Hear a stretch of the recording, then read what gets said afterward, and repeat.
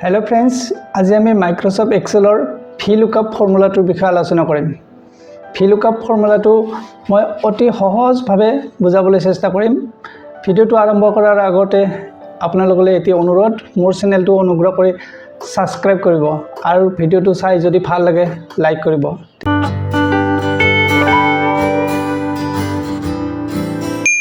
Table लैছো। टेबुलखনত আছে सिरियल नम्बर, रोल नং, name of student, total mark और रिमार्क्स। 250 जन स्टूडेंटर मैं এখন टेबुल ইয়াত লৈছো। এতিয়া 250 জন ছাত্ৰ ছাত্ৰীৰ ভিতৰৰ যিকোনো এটা মই ইয়াত रोल नम्बर টাইপ কৰি দিয়াৰ লগে লগে ইয়াত নেম, टोटल मार्क और रिमार्क्स গোটেই ৰিজাল্টখিনি আহিব লাগে। আৰু এইটো কৰিবলৈ আমাক ইয়াত প্ৰয়োজন হ'ব VLOOKUP ফৰ্মুলাটো। VLOOKUP বা অন্য যিকোনো ফৰ্মুলা টাইপ কৰাৰ আগতে আমি প্ৰথমতে প্ৰেছ কৰিব লাগিব ইকুৱেল VL টো প্ৰেছ কৰি দিয়াৰ লগে লগে VLOOKUP আহি গ'ল। কিবৰ্ডত টেব প্ৰেছ কৰি দিলো, VLOOKUP আহি গ'ল। লুকআপ ভ্যালু ইয়াত শো কৰিছে লুকআপ ভ্যালু। আমাৰ লুকআপ ভ্যালু হৈছে रोल नम्बरটো। रोल नम्बरটো আমাৰ কোড আছে, সিলেক্ট কৰিলো। এয়া লুকআপ ভ্যালুটো আমাৰ আছে B4 ত, কলম B रो 4 B4 কমা টেবুলেৰে। টেবুলখন আছে মোৰ 3 নম্বৰ সিটত। মোৰ টেবুলখন আছে 3 নম্বৰ সিটলৈ গুচি গলো। 3 নম্বৰ সিটত আহি আমি ইয়াত টেবুলখন সিলেক্ট কৰিব লাগিব रोल নম্বৰৰ পৰা। रोल নম্বৰৰ পৰা আমি গোটেই টেবুলখন একলৈকে সিলেক্ট কৰিলো। এয়া সিলেক্ট কৰি ওপৰত ফৰ্মুলা বাৰত গৈ কমা প্ৰেছ কৰিলো। কলম ইনডেক্স নাম্বাৰ স্টুডেন্ট নামটো আমাৰ দ্বিতীয় নম্বৰত আছে। এ আমি 2 প্ৰেছ কৰিলো। 2 কমা ট্ৰু আৰু ফলছ লৈছো। ইয়াত দুটা অপচন আহিছে, ট্ৰু আৰু ফলছ। একজেক্ট মেথছৰ কাৰণে আমাক ইয়াত 0 প্ৰেছ কৰিব লাগিব। 0 প্ৰেছ কৰিলো, ব্ৰেকেট ক্লোজ, এন্টাৰ। এয়া স্টুডেন্ট নেমটো আহি গ'ল। VLOOKUP সদায় টেবুলখনৰ লেফট টু ৰাইট সাৰ্চ কৰে। মই এই কাৰণে সিলেক্ট কৰোতে ইয়াৰ পৰা সিলেক্ট কৰা নাই। এইখিনিতে এটা জানিবলগীয়া কথা এইটোৱে, সদায় মনত ৰাখিবলগীয়া, লেফট টু ৰাইট সাৰ্চ কৰে। লুকআপ ভ্যালুৰ পৰা এফালে লেফট টু ৰাইট সাৰ্চ কৰিব লাগিব। ৰাইট টু লেফট কৰিব নোৱাৰে VLOOKUP-এ।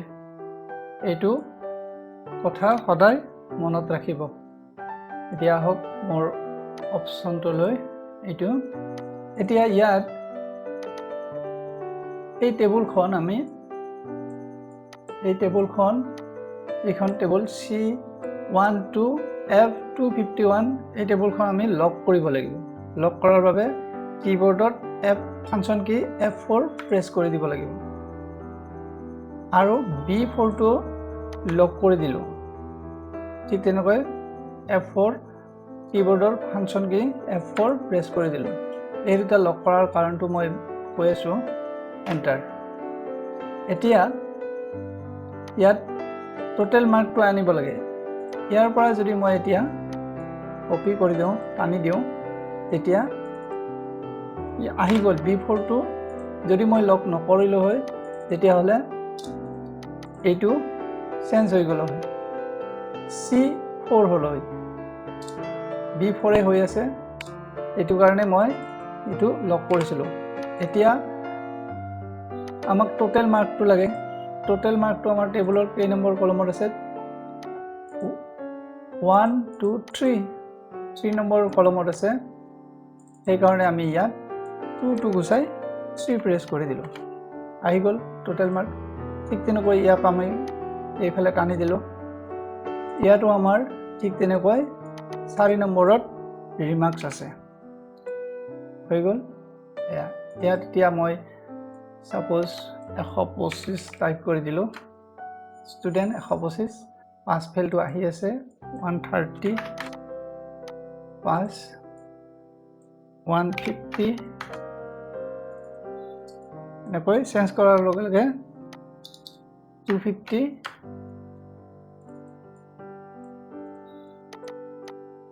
ৰিজাল্টবিলাক চেঞ্জ হৈ আছে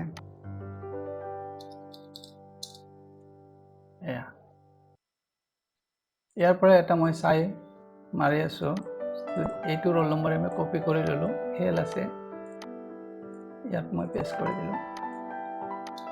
কৰি দিলোঁ আহি গ'ল 179 ফেল VLOOKUP ফৰ্মুলাটো মই আকৌ এবাৰ বুজাই দিছোঁ অন্য এখন টেবুলত মই দেখুৱাই দিম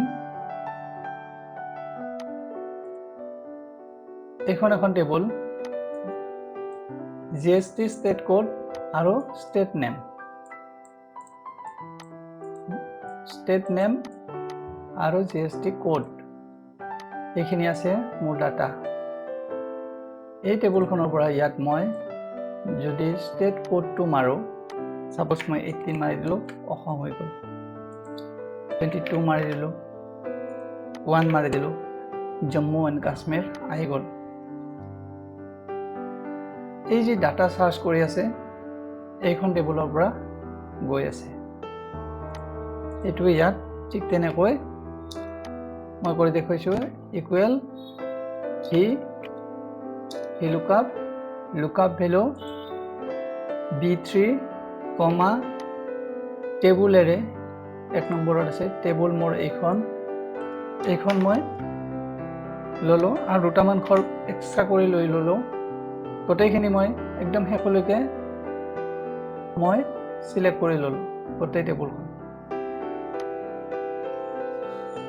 নেক্সট কমা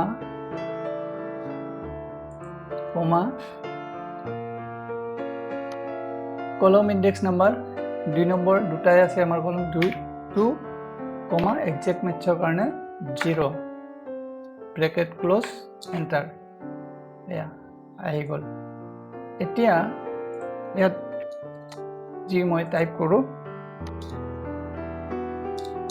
ইয়াত 28 নম্বৰ মই টাইপ কৰিছিলোঁ 28 নম্বৰ কোড মই ইয়াত এন্ট্ৰি কৰা নাই সাপোজ মই ইয়াত 28 দি পেলাই মই ইয়াত যিকোনো এটা মই দি চাইছোঁ এইটো দিলোঁ ইয়াত যদি নতুন আৰু আহে নতুন আপুনি এন্ট্ৰি কৰে ইয়াত আপডেট হৈ থাকিব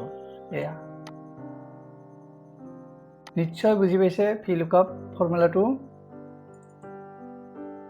ভিডিঅ'টো আজিলৈ ইমানে অনুগ্ৰহ কৰি মোৰ চেনেলটো সাবস্ক্ৰাইব কৰিব ধন্যবাদ